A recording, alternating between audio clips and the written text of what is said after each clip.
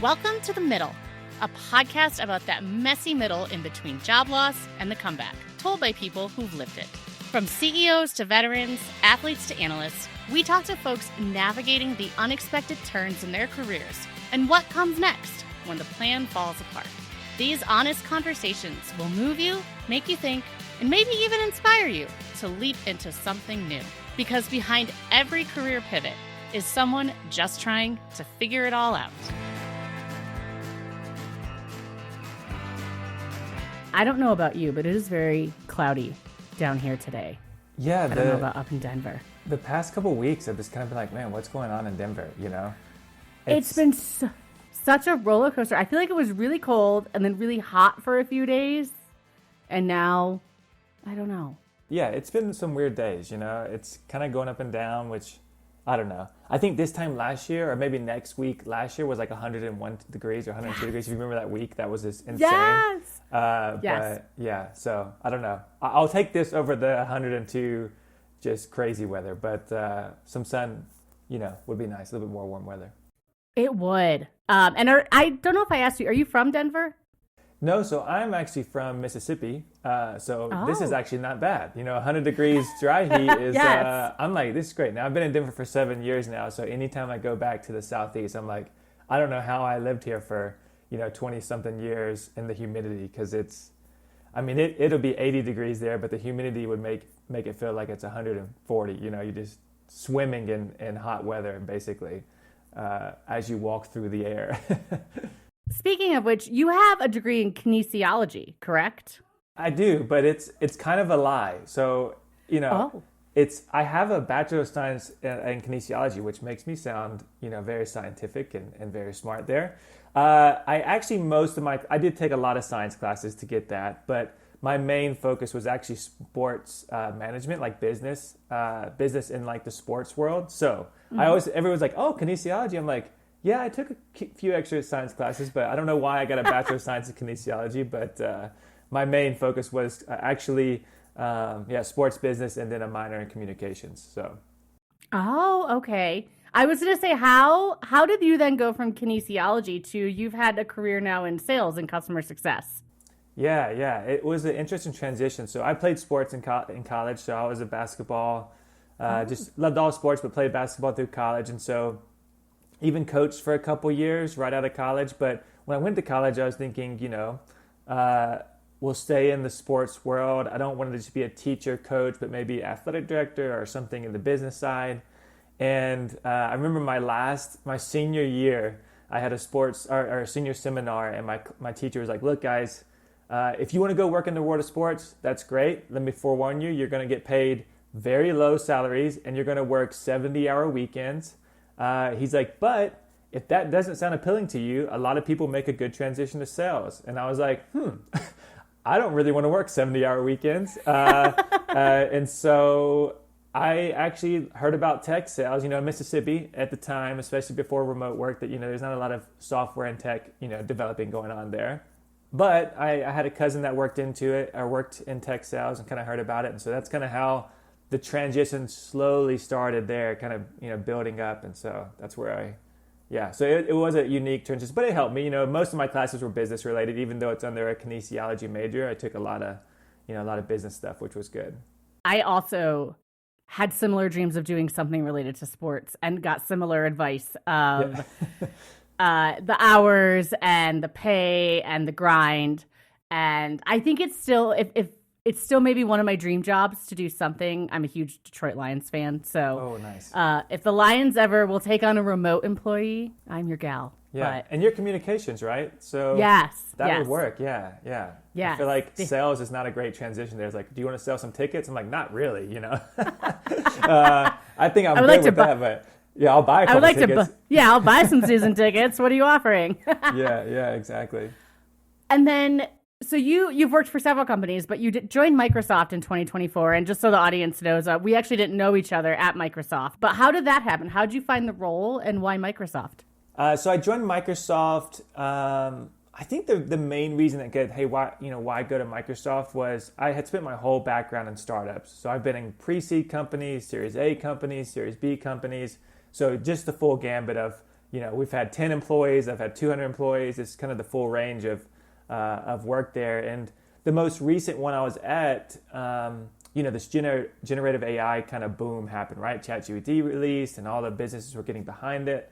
And my company was kind of transitioning. We were starting to build like an artificial, generative AI tool. And I was like, man, this is like a cool space. Like I kind of like this. It's kind of like I wasn't working back when the internet released and it changed the way people did work.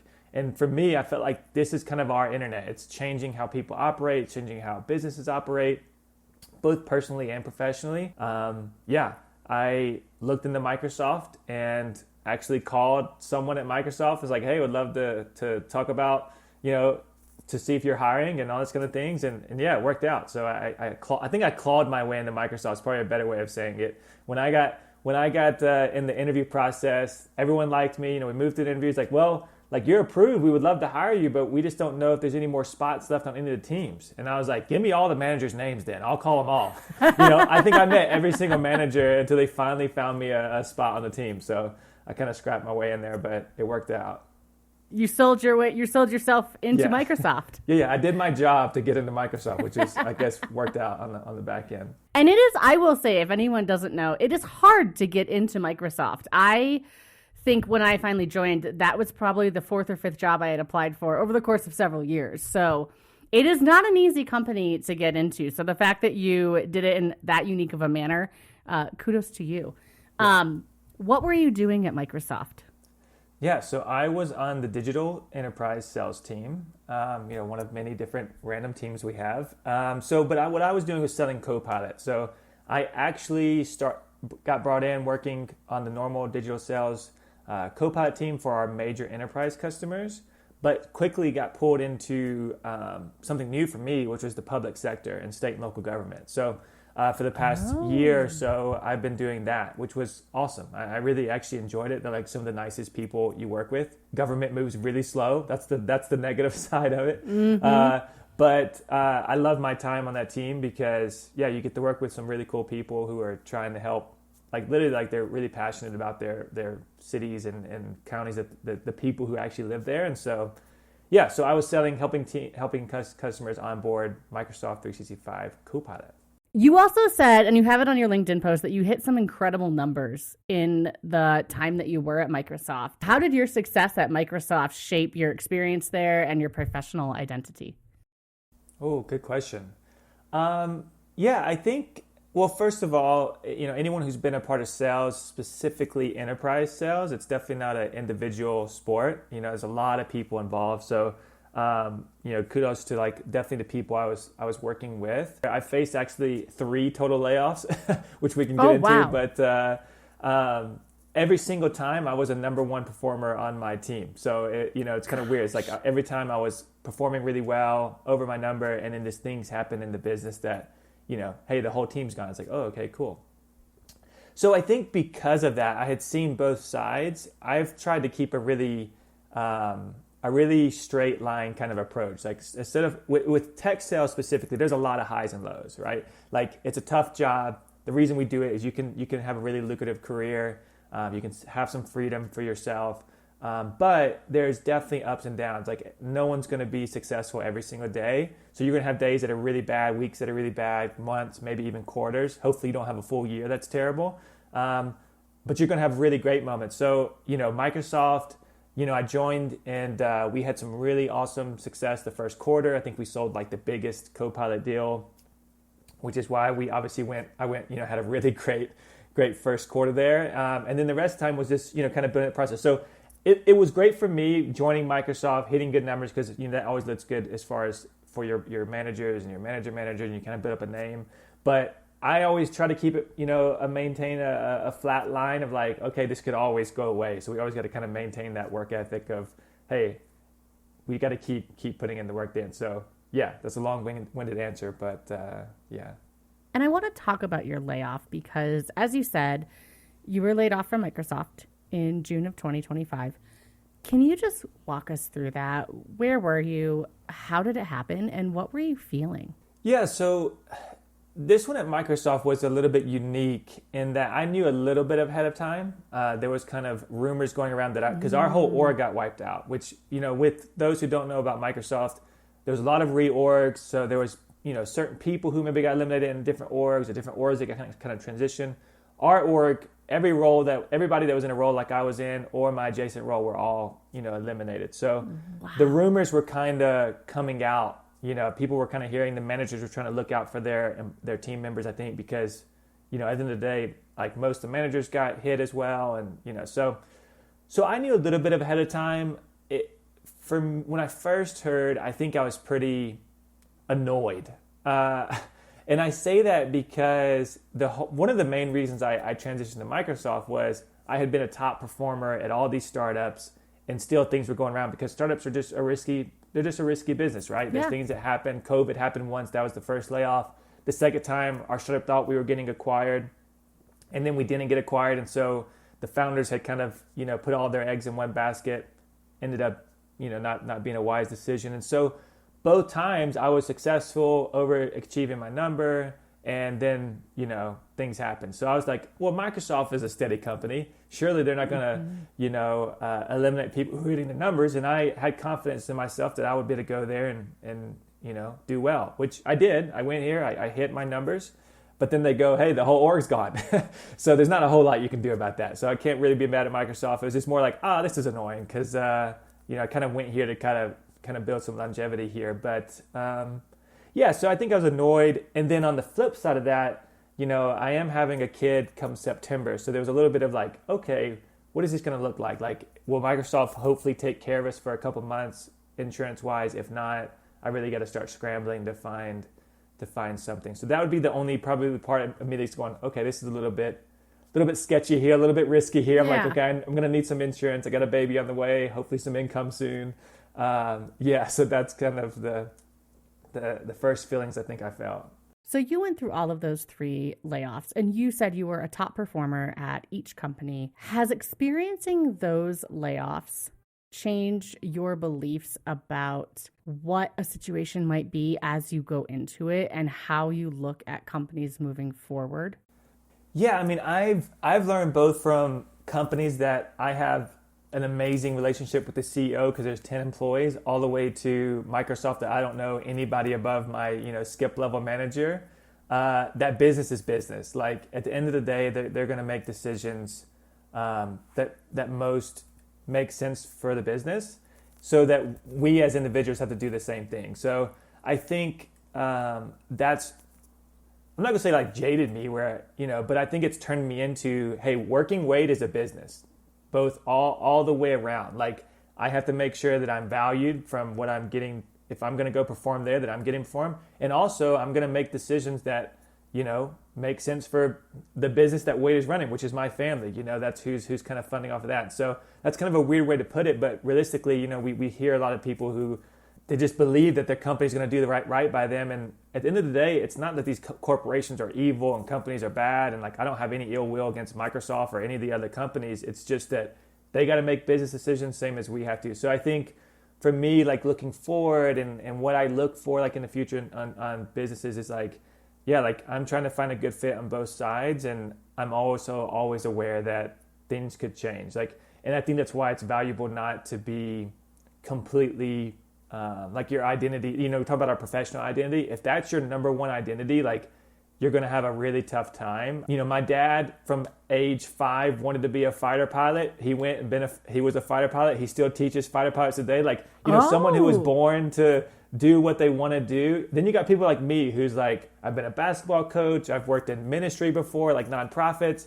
We end up in sales because we can talk to people, that's kind of how it happens.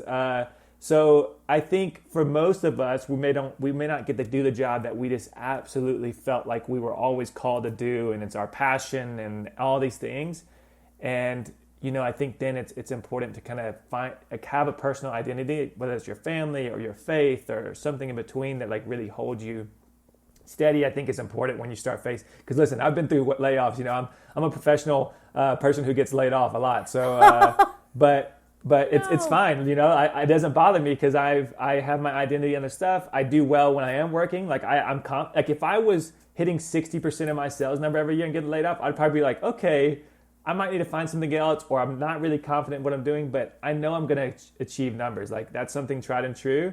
And I don't mean that in a cocky way, but it's just like, hey, I have confidence in what I'm doing. These layoffs don't say anything about like my performance. It's always like org wide. And so I think I just kind of roll with the punches and see what's next.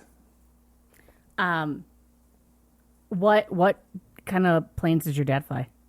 Yeah, I saw you were at Lockheed Martin, so I thought you might be. Yeah, we'd have something to talk about here. But so he flew F-111s during Desert Storm. Then he flew, in my mind, the baddest plane around, the F-15 Strike Eagle. And then most recently, he's been an instructor pilot in Columbus Air Force Base in Mississippi. And then he's retired now, but he works for the, what do they call it? Like the civilian, or there's like basically where it's not under the Air Force, but he teaches the simulators and the classroom work for fighters. Oh, yeah. Civilian contract or whatever the form is called. Yep. But yeah, so yeah, he's still in the world. And I actually tried to be a pilot for a while. I did all the tests, but I broke a vertebrae playing basketball. And so they were like, okay, yeah, you're medically disqualified. I'm like, all right, cool. At least it's a closed door. Now we know. We keep moving, we keep going. So, yeah. You also talked about identity, and you wrote a post on LinkedIn, which a lot of people do when they get laid off, but yours took off. It was actually how I found you because, again, we didn't know each other at Microsoft. So it was how I got to know you was through that post. What was that like? Can you walk me through the decision to first write the post and then what happened after you hit that button? Yeah, it's good. It was kind of a crazy time. I think, so here's some experience from being laid off 3 times. The first time I got laid off was about 1.5 years, 2 years into my tech sales career.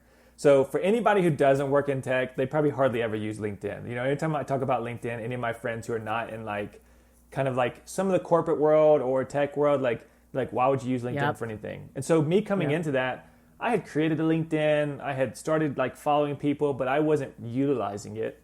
So when I got laid off at that time, it also was COVID, which was just a hard time to find a job for anyone.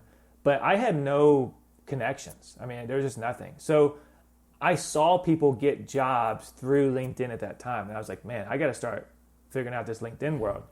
So I spent a lot of time over the next couple of years as I was working, posting and connecting with people and doing things. So when I got laid off the second time, I got a job through that. That post to me felt like it blew up because I think I ended up having, maybe 1,000 likes or something. Maybe not that many, but 500. I had a lot of people view my profile, all this kind of stuff. It got me some interviews, ended up getting me a job. Lead me to today, my post going, quote unquote viral. The reason I posted right away is I knew that there was, I think, 9,000 other people who got affected by the reorg at Microsoft. So I knew people would be, eventually getting out there. Everyone says, oh, you worked at Microsoft, you'll be able to use that to leverage into another job. I'm like, there's 17,000 Microsoft people on the market right now, That's actually not a great, it's good, but it's and so I posted soon because I knew I had a kid on the way, and I was like, I can't really take the time between now and take 2 weeks off and just wait. I need to kind of start having these conversations because I know hiring takes a long time. And I also know that I'm not going to say picky, but I really evaluate the companies and roles I'm going for because, at the end of the day, if you can hit your numbers as a seller, you can get a job. People are going to look at your resume and go, hey, we'll hire you. But you may not find a good fit there. And so I want to really put the effort to do that well. But yeah, the post, crazy. I think I had 1 million views. Wow. The last I checked, I have over 10,000 likes. I had, I think 500 people or so send me a message, a DM. I've had, almost 3,000 new connections between now and then. And so I've had a full-time job of just responding to people because I'm I don't care if you sent me a message that was so not related to me. I'm this kind of person I want to reply and thank you for reaching out and I'm appreciative of it. So I know my wife was I would never ever get through these. I'm well, as a salesperson, it's nice for once everyone's sending you messages. Hey, well, we're on the other side of the table here. Let's go. And so it was a wild time. It's crazy. It was really. I always when people ask me about it, there's a lot of hate that people talk about LinkedIn, right? They're always like, oh, these fake LinkedIn influencers and blah, blah, blah, and people use it for this and that. It was really cool that like, I feel like whoever was like, hey, I'm going to build this product LinkedIn, this is what they designed it for. Like when someone's going through challenges with work and they need support, they need help in their professional world, like this felt like it did that, you know, and was really cool. Like it's led me to a ton of interviews and conversations with people. And I mean, obviously meeting you, Megan. And so it's been a really cool journey so far. Did you receive any unsolicited advice in that post that just made you want to scream or be like, what are you thinking? Whether it was a comment or a message. Oh, I did. I have received a few, and I don't want to be like too discount. I'm trying to think how I could say this, but I definitely got some, I got some unsolicited advice. I got some in like a lot of Microsoft hate, you know, a lot of like, oh, don't you just hate blah, blah, blah. And I'm like, no, I don't. Like, it's fine.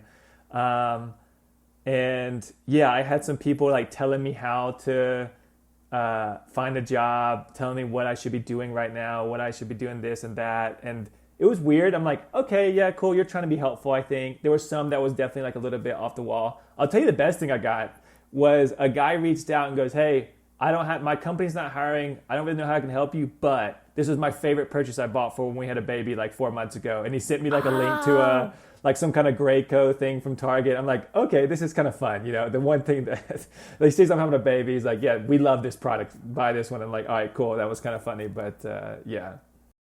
That's a great idea because you are going to need the baby advice too. Oh yeah. Anybody listening, feel free to send me all the baby advice with your favorite products, you know, because there's a lot of products. Oh my gosh, there are so many products. Yeah. And I felt with my first, everyone gets you like onesies or baby blankets, which are great the first few. And then you're like, I don't need 30 blankets.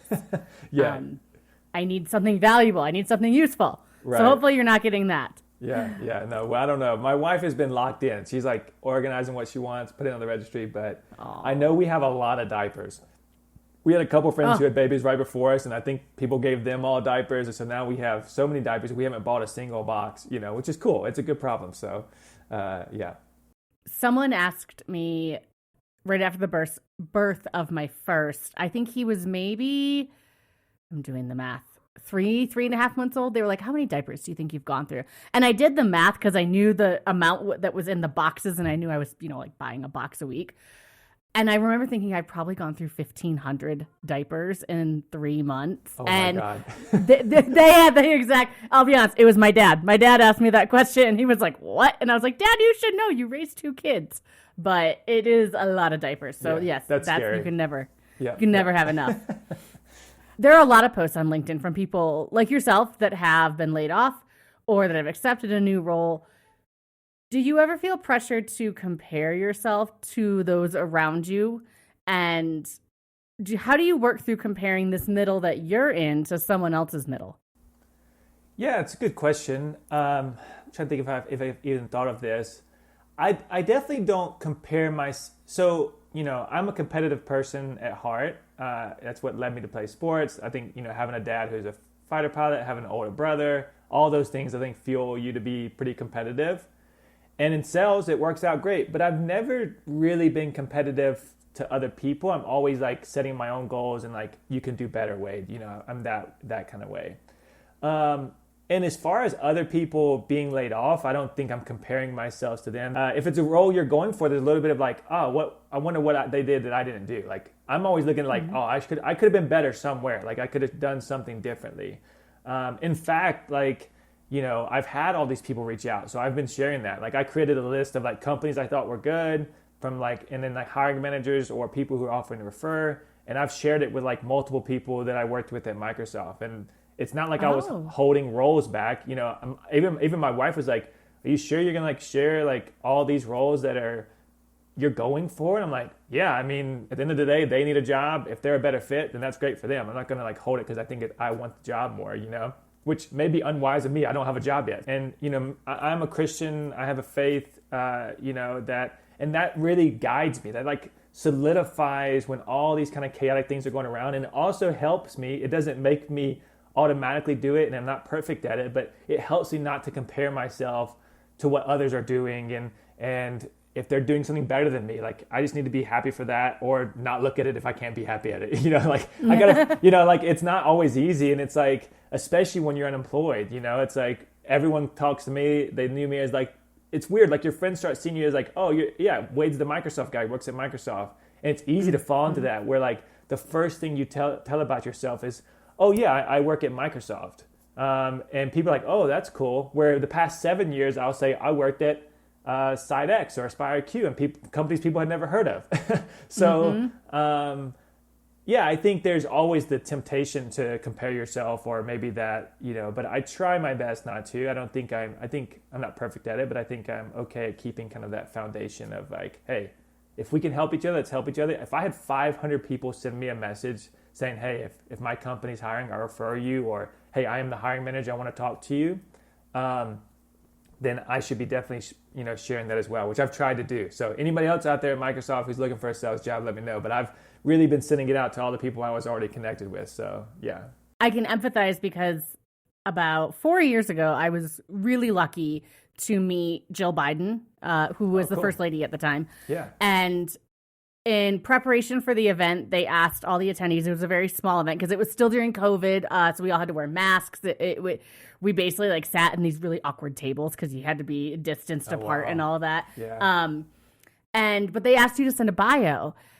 And I had kind of a professional biography already ready to go, so I just shot that off. I didn't even think twice about it. And then one of the other women that was going to it with me had pinged me a day or two later. She's like, hey, I'm going to submit this bio for myself. Will you just look it over? And I looked hers over, and hers was so good. And it made me realize the entire biography that I had sent in was all work related. Yeah. It was all where I had worked and the jobs I had held and the responsibilities I was doing. And that was partially because it was a work bio. It was meant to be used in a work setting. Right. But it was a jarring reminder of how much of my identity was being shaped by the job that I had and the title that I had and the brands that were on my resume. Yeah. And moving, I think, for like you said, to I'm Wade from Microsoft, or I'm Megan from Microsoft, to just I'm Wade and I'm Megan. And for some people, that transition's really easy. And I think some of us, myself included, having gone through this middle, it's a little bit of a surprise when you have that realization. It's a good reminder, as you mentioned, like it's good to be reminded of that stuff. Now, I always joke that I think Denver's gone too far the other way. Everyone's like, oh yeah, I'm defined by the mountains. It's like, all right, man, you're not defined by the mountains. No. But yeah, no. It's Which a good mountain, reminder. Man? Yeah. One of the 14ers. But no, it's a good reminder for sure. How are you job searching right now? What is that looking like? Yeah, so I am, the viral LinkedIn post made it a full-time job. So this is a good problem to have. I know that it's a really tough market right now. Like people just keep saying that, and I can see it. Like it's just a tough time to find a job. I have had a really, it's been great that this post went viral. I guess that's helped me some. Like, not all of that's great jobs or not all of them were even jobs. Sometimes it's just people reaching out. Definitely some jobs have came out of that. I'm actually interviewing pretty far along an interview stage with one of those that came from that. At the same time, this is like a really cool thing, but I had like 5 or 6 people who I formerly worked with who either were bosses or a boss's boss who are hiring, who wanted me to come interview for them, which is really fun and really good. That's always a good feeling, especially if you get laid off and then you have former bosses or people you worked with like, hey man, like I saw you work before. I would love for you to interview for my company. Like that's a fun time. How I search for jobs though is, as I mentioned about Microsoft, is I sell. Like if you're in sales, now you can't do this maybe with every profession, but for sales, if you're just clicking the apply button and just like saying, hey, cool, let's see if this works out. Like you're just not probably going to hear back unless you have the best resume in the world. And I'm not a good resume writer. People always hate on my resume. I'm like, well, I don't have to worry about the resume too much if I can figure out who the hiring manager is or the boss of the hiring manager, which is what I really hyper focus on doing. So, I have interviews set up with Google, Amazon, like all your kind of key players right now. I have them all scheduled purely because I found at both of those companies, I found the manager of the hiring manager of a role I saw, and I called them or I emailed them or I LinkedIn them I'm always like trying to help people like, like I have a couple friends who were unemployed this past year for like almost a year. And like in the back of my mind every day, I was just like, man, how do I get these people a job? Like, I think they're just applying. It's really easy to get depressed. During COVID, I was unemployed for like 8 or 9 months, maybe not quite that long, like 7 or 8 months, because I was really new in the tech world. No one was hiring in COVID. So I know what that feels like. So I think it's like, you got to go a little bit above and beyond. You got to do a little bit more than just click an apply button. And when you're getting a lot of rejections, it gets harder and harder and harder to do that. So I have had a full-time job of scheduling. It's killing me. I'm like, it's so hard. I got so used, I think, to Microsoft. It's like, okay, you can see your schedule really quick. If you're scheduling with someone's maybe handling the scheduling for you. And now I'm like, oh man, I have like a personal calendar that has nothing on it. And I'm like, okay, am I doing something here? Is it wide open? Do I just send it a whole day open? Yeah. And so, and then I'll send out times to 5 different people, and then they'll all try to book the same one. I'm like, oh man, this is a lot. But it's a good problem to have because I've had a lot of conversations. I had an interview right before this call. I have an interview right after this call.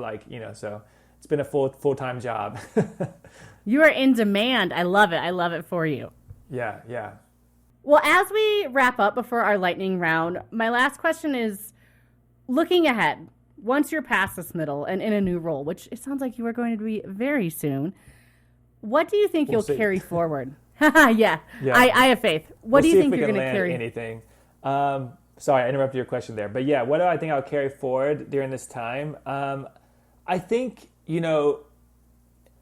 This is the funny thing about the times I've been laid off, and I can look back on each of them. Every single layoff that's happened. So this is maybe a word of encouragement to anybody who's been laid off. Every layoff I've had, I have gotten a raise on my next job, a significant raise. I've made quite a bit more money in my next job every time. Each time the timing, maybe had gone longer than I wanted to do, but each time I was able to. It really was like a good timing for one reason or another. Like, I got to do, during the one that happened in COVID, we were able to go spend time with my wife's family as her dad was really sick, and got to spend, we couldn't go, she's in Iceland, we couldn't go to do that if I had a regular job. Like, we were not going to be able to go spend time over there, like significant months with her family. The second time I got laid off, I got to go spend time with my family. We spent a month or two back with my parents who lived far away. I got to spend like a month with my brother and his family who live even farther away. And then this time, I'm about to have a kid. Like, me and my wife's relationship, family, it's about to change. Like, we're about to bring a kid in. So we got to go on a 2.5-week road trip. We're moving right now. We just moved this past weekend and still moving things over. And she's in her 3rd trimester. Like, I would not be able to be as helpful as I am now if I had a job. And so I think looking back, it's like always trying to view some of the positives. Now, some of these went way longer. Hopefully this one doesn't continue going much longer, but some of those go longer. And I'm not saying it's all, butterflies and roses, but I think it is good to look back and find the positives. So I'll probably always look back on this and be like, man, we got to go on a super fun 2.5-week road trip right before our baby came. We got to kind of plan out all the stuff we needed. And from a professional standpoint, look at LinkedIn, look at the network I built and LinkedIn built, and all these people who liked and shared it. Just like a reminder that people do want to help and people are kind. And at the end of the day, if you can be kind, then I'll be your friend. Anybody who's kind, I really enjoy being around. And so this is a cool reminder that even though this market's really tough, the amount of people who shared or liked or commented on my post who are unemployed right now, who are looking for a job, that's incredible. They saw it, they're hurting, they're in that place, and at the same time, they're trying to help people, which is a really cool thing and a testament to those people who did that. I love that. And I would agree. I have called this my summer of fun employment because... The summer of George. I don't know if you're a Seinfeld fan. This is like my summer of George. It's the summer of George. It is so the summer of George. Yeah. Oh, I'm going to use that. I'm going to start using that. I've gotten to be with my kids. All my kids are now in elementary school. So this is the first summer that they've all been off together at the same time. And we haven't... we're conscious about money, but last night we did movie night. We're going to go stargazing. We're making lemonade. We have a summer bucket list that we created. Oh, nice. And so, it has been this really wonderful time to be able to be with my kids and just make memories, even if it's just in our backyard. Yeah, that's awesome. And that's what I'm saying. Like, you're going to be able to look back on this. It may go, and you're creating a podcast. Like, you're getting to do some of your passions and some of the fun stuff. Like, I love the Summer of George mentality. I have another friend who's unemployed right now, and he's like the biggest Seinfeld guy. And we're always just like, Summer of George, for each other. And so that's great. But no, it's a good time to spend with family. Well, we are at the lightning round. So I have a couple lightning round questions for you. Nothing controversial. Are you ready? Oh, that's sad. No, I'm just kidding. Yeah, I'm ready. All right. What was your first job? Oh, first job was working for a landscaper in the summers. Hard work. Summers of Mississippi, the worst, the absolute worst. Oh, yes. Oh, yeah. It was terrible. I got paid like $5 an hour, and he would buy me lunch. That was it. The boss would bring us lunch. We didn't even get to go take a lunch break. He would bring us lunch. We'd eat it on the site for like 10 minutes, and then back to work. $5 an hour. Good money, though, if you're like a sophomore in high school. You're like, I'm rolling now. Work 10-hour days, 8-hour days. You're doing pretty good. So for a high school kid, that's decent. And you are not even the first guest, but you're like the 30th person in my life who has said, lawn care, landscaping, lawn mowing, first job. Yeah, and we get out of it as soon as possible. You're like, I can't do this for the rest of my life. I gotta get out of here. It's too hot. I would agree. What is your favorite word? Oh, goodness. This is the hardest question I've ever been asked in my life. Favorite word is papakasi. It's an Icelandic word. It means cardboard box. I think it's hilarious. And me and my wife say it sometimes. So we'll go with that. I love it. It's a new word. I did not know that word till today. Yeah. What emoji do you use the most? Oh, I mean, I probably use the crying laughing face the most, which is kind of boring. But the one that's like I use that not many people use is like the rock hands. That's my instead of a thumbs up or like I'm doing rock hands. That's what I go with. That's a good one. Is your bed made right now? Oof. Not by me if it is. It probably is made because my wife made, she's like super clean. Growing up, I was a military family, so I had to make the bed. And now that I'm not there, I'm like, I'm never doing it again. But I do have to do it. I do get in trouble sometimes. But I did not make it this morning. Okay. That's okay. Does pineapple belong on pizza? Yes, and yes. With jalapenos, I'll die on this hill. I love it. Oh. Yeah. I'm a big supporter. I don't know. I put jalapenos on everything. I consider it a condiment, basically. Agreed. I've never considered jalapeno pineapple pizza. Wait, really? No. Get raw jalapeno, not the pickled ones. You can see like some fresh hot ones with some good pineapple, like actual real pineapple too. Oh, so good. So good. Okay. You might have convinced me because I don't like pineapple on pizza. Well, so you I should might try have it. to try But go this. with like real pineapple. Don't get, if you go to like Domino's and get a pineapple pizza, like that's terrible. But if you get like a legitimate or make your own, that's what I suggest. Okay. I'll try it. You convinced me. What is your favorite thing to eat on Thanksgiving? Oof. I love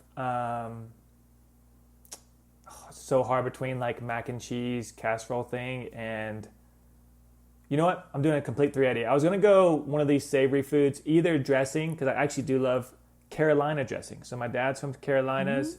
They make their dressing a little bit different than other places I've had. Okay. But my mom makes these chocolate pecan pies. It's now become my thing. I'm not even a cooker or a baker or chef, whatever, but I make chocolate pecan pies for our friends now. So do love those. I feel like that would be good with a little bit of bourbon. Oof. Yeah. You hit the spot. Yes. You hit the spot. I don't want to like sell my alcoholism on this podcast, but I am a bourbon guy, and bourbon and pecan pie is where it's at. Yeah. It is 100%. Early bird or night owl? Ooh, night owl. I've changed, but I'm a night owl currently. Yeah. Have you ever pulled an all-nighter? Oh, yeah. Oh, yeah. It's been a while. We're talking now when I say night owl, I'm like, midnight. I'm like, all right, it's pretty late. I need to be in bed. So that's like as late as I'm going. But I'm also getting up fairly early. But I'm not like, I want to wake up at 6 and I'm feeling great about it. Like if I wake up at 6, there's a reason. Like I got to be somewhere or do something, and I'm not very happy about it. If you could do any Olympic sport, what would you do? Oof. I mean, snowboarding half pipe is so cool. Yeah, I think that. I can't snowboard to save my life, but it's the coolest sport, right? I think it's the coolest. Or skateboarding. Both, they're the coolest people in the world. Skateboarders and snowboarders. Like, they just look cool doing everything they do. So, yeah, if it's summer, I'll go skateboarding. If it's winter, I'll do snowboarding. Don't try to find a video of me doing either right now because it's pretty terrible, but long way to go. All right. I will make a note to our producer to hide all the videos we secretly found of you. Yeah. What is something you own way too many things of, but regret none of them? Oof. We don't own a lot of things. What have I bought that I have too many of? Whiskey. I have so many bottles of bourbon and whiskey. There, here we go again. Now everyone's going, yeah, this guy is an alcoholic. He hit it to the end. All he does is talk about whiskey at the end. I have probably 20 bottles, which is way too many to say here, of different types of whiskey and bourbon, which I do not drink a lot of, guys. That's why I have so many of them. They just keep stacking up. I love the bottles and the cool different distilleries making this or that. And so, yeah, I have way too many, and I do not regret them at all. Do you have a Blanton's? I don't. I have one bottle that's really nice. I have one like really nice bottle. I have a couple that are like mid-range. I have one bottle that's like a Blanton's or maybe a little bit better than a Blanton's bottle, but yeah, most of my bottles are we're under $100 for these bottles, okay. So not that's a collector. Fine. I'm like gonna drink it, enjoy it, and not feel like I'm breaking the bank by doing so. And last but not least, if you suddenly became a billionaire, what is the first thing you would buy? Oof, I would buy. Oh man. Making a decision, you can tell I'm pretty bad at. There's so many things that sound good right now. I think I would buy probably, let's go boring and say buy a house. We don't have a house yet. Buy it somewhere just to have one place to stay. But at the same time, buying something fun like a dirt bike would be great. I grew up on dirt bikes. Buying something like fun to just take out would be a good time. It's $1 billion. You could you're going to be able to do both. I can afford both, maybe. A used dirt bike, okay? You're practical. I like it. Wade, where can we find you? Yeah, I don't have a lot of fun things going on, but LinkedIn is a big spot. I'm connected with a lot of people, obviously, as you saw, and you can go look at that crazy post that went viral and read all the comments of people being kind. LinkedIn's basically the main spot. Otherwise, if you're around Denver, Colorado, hit me up. Would love to connect and always like meeting new people. So, yeah, thanks, Megan. Well, thank you for coming on. Thank you for sharing your story and your tips. Thank you for being honest. That's really a principle of this podcast, is having these candid, real people come on. So I really appreciate you taking the time today. I know you had an interview before. You have an interview after this, so we don't want to keep you up, but we appreciate you coming on today. I appreciate the time. Thanks for listening to The Middle. If today's story resonated with you, drop a subscribe, share the episode, and let's keep these conversations going. Until next time, remember, your story isn't over. You're just in the middle.